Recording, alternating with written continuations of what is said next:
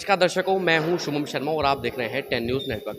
दर्शकों, अभी हम नोएडा के सेक्टर 132 में मौजूद है, जहां नोएडा प्राधिकरण ने एटीएस बिल्डर का प्लॉट निरस्त कर दिया है, जिसमें लगभग 600 से 700 खरीदार फंसे हुए हैं। अभी हमारे साथ कुछ लोग मौजूद, इनसे जानकारी लेते हैं क्या है पूरा मामला। जी, क्या नाम है सर आपका? अजय जैन। अजय जी, क्या पूरा मामला है? क्यों नोएडा अथॉरिटी ने प्लॉट निरस्त कर दिए हैं? सर, नोएडा अथॉरिटी ने भी यहाँ पर प्लॉट जो कैंसिल किया है वो नोएडा अथॉरिटीज़ के ड्यूज़ एटीएस ने नहीं क्लियर किए हैं, उस वजह से नोएडा अथॉरिटी ने यहाँ पर प्लॉट कैंसिल किया है। पर यहाँ पर क्वेश्चन ये भी राइज होता है, अगर नोएडा अथॉरिटी को ड्यूज़ नहीं क्लियर थे तो नोएडा अथॉरिटी ने किस बेसिस पे ओसी इशू की थी एटीएस को? इवन 1 साल पहले एटीएस को ओसी दी गई है इस पूरे प्रोजेक्ट के लिए। जिस समय एटीएस को ओसी दी गई है, इशू की गई है नोएडा अथॉरिटी द्वारा, उस समय यहाँ पर ना तो वाटर कनेक्शन था, ना यहाँ पर इलेक्ट्रिसिटी अवेलेबल थी, ना यहाँ पर सीवरेज था, ना यहाँ पर पार्किंग रेडी थी, ना यहाँ पर, और तो छोड़ दीजिए, एक किसी लेबर के लिए यहाँ पर टॉयलेट तक नहीं था। बाकी ऑफिस के लिए तो टॉयलेट की बात छोड़ दीजिए, एक टॉयलेट, किसी फ्लोर पे टॉयलेट नहीं था। तो जब यहाँ पर कोई भी कॉमन लाइट्स, कॉमन एरिया की लाइट्स वगैरह कुछ नहीं लगी थी, जब यहाँ पर बेसिक इंफ्रा रेडी नहीं था, कॉमन एरिया रेडी नहीं था, चिल्लिंग जो और फैसिलिटीज एटीएस को प्रोवाइड करनी थी इस प्रोजेक्ट के लिए वो रेडी नहीं थी, तो नोएडा अथॉरिटी ने एटीएस के साथ मिलकर के बायर्स को चीट किया है।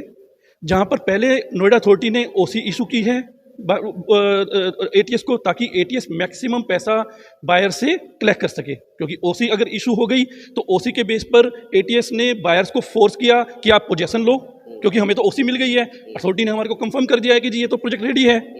बायर्स ने उनसे ऑब्जेक्शन किया कि प्रोजेक्ट के ऊपर आपको ओसी मिली है पर प्रोजेक्ट में तो कुछ भी नहीं है जो हम पोजेशन लें, पर उसने फोर्स करके फाल्स उनके पास कैंसिलेशन डाल करके उनको हर तरह से प्रेशराइज करके बायर्स से मोर देन 90% बायर्स ने आज की डेट में एटीएस को 100% पेमेंट दे चुके हैं।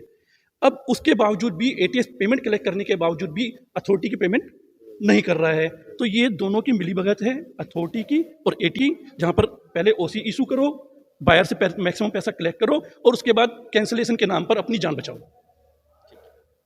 क्या नाम है सर आपका? नितिन गांधी।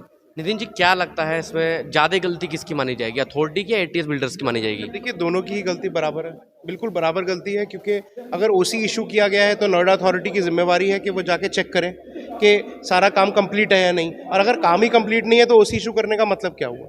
एटीएस ने अपनी सारी इंस्टॉलमेंट्स को रिस्केड्यूल करा लिया ताकि ओसी मिल जाए और इस बेसिस पे बायर से पैसे निकलवा लिए जाएं।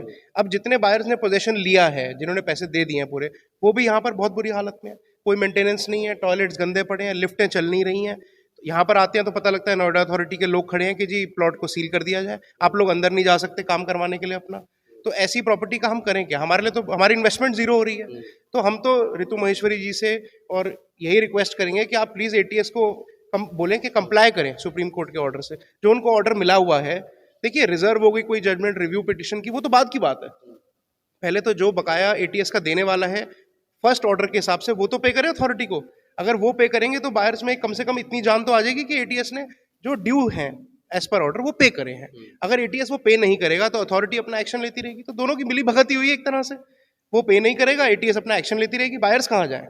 हम यहाँ पर 600-700 लोग रोज इकट्ठे हो जाते हैं, 200-250 लोग हम लोग बाहर खड़े रहते हैं रोज।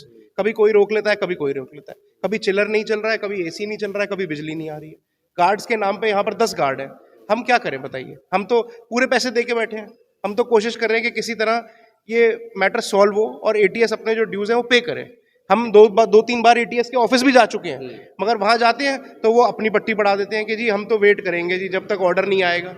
तो हम लोग काफ़ी परेशान हैं और हमारी ज़िंदगी की सारी पूंजी जो हमने कमाई है वो सारी लगी हुई है। मतलब ऐसा नहीं है कि जितने भी पैसे हम लोगों ने दिए सब ने अपनी कमाई के पैसे दिए हैं, तो बड़ी बड़ी मुश्किल में हम लोग।